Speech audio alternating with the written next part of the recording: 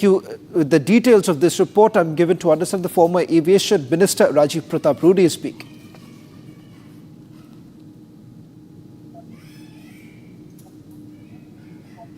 In the report, and prima facie, the aircraft was fit to fly.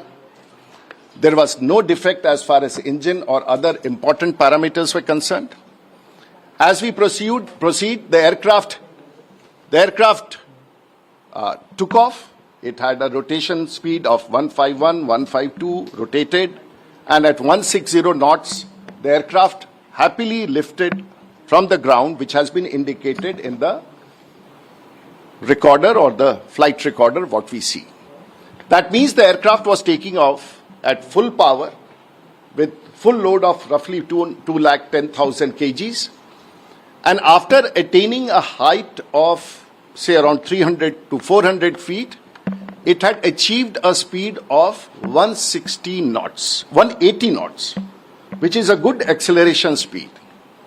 The actions thereof, which we have read in the report, is one related to fuel switch control, which is run and cutoff. The report says when the aircraft crashed, the switch was in the run position. That means the switch was on.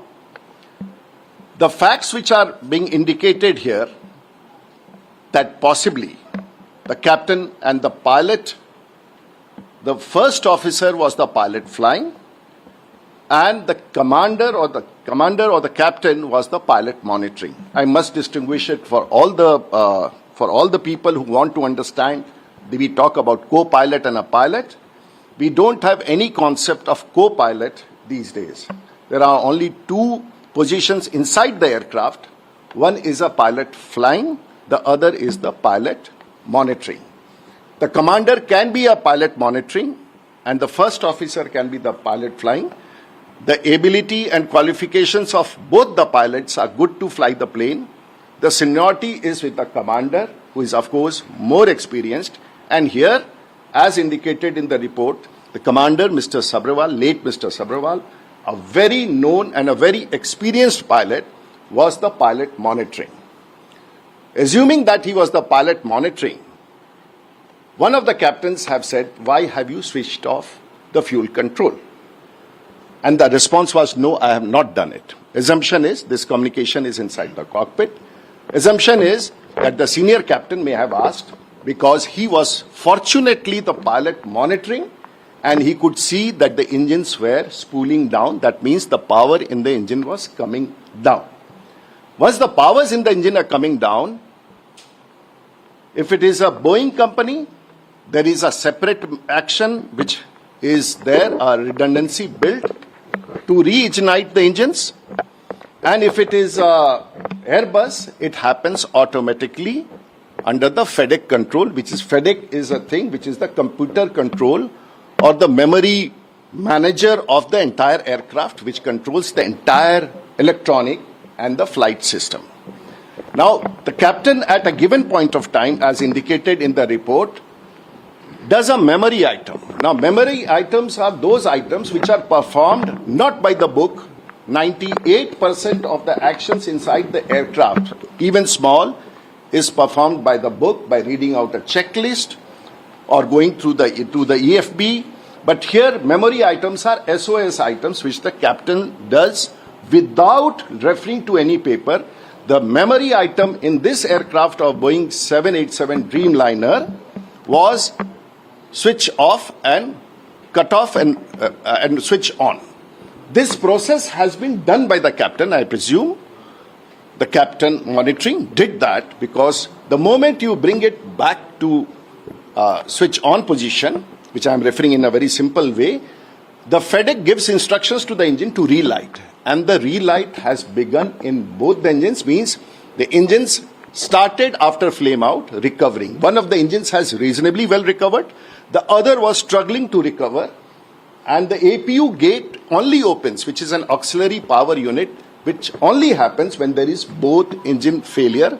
A third action happens, which has been confirmed by the video.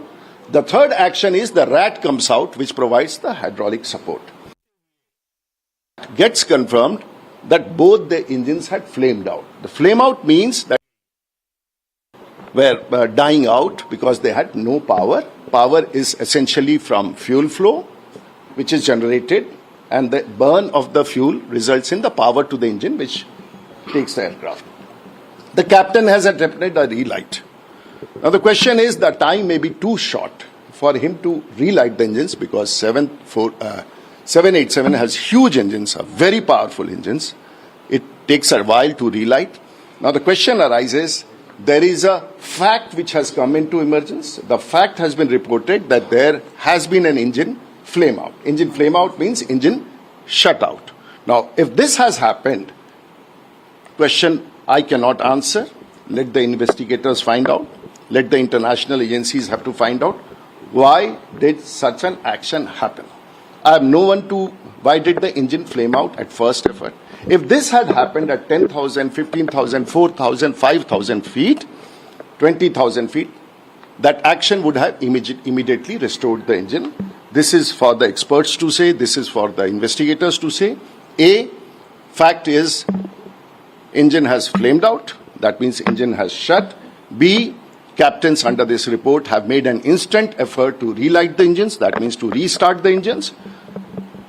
They could not succeed. And fourth is the question which will arise everywhere now, why after rotation, why after reaching a speed of 160 knots, Indian engine lost power?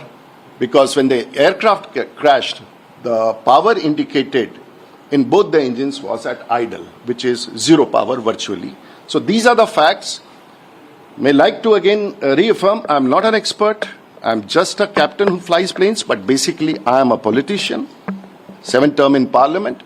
And of course, I have my interest in aviation. So my words should not be construed. It is just a simple language interpretation of what has happened. Right, that was former Aviation Minister Rajiv Pratap Rudy. We will step into a very, very short break, viewers, but we'll be right back with a panel of guests and more updates on that report and the damning report making several revelations.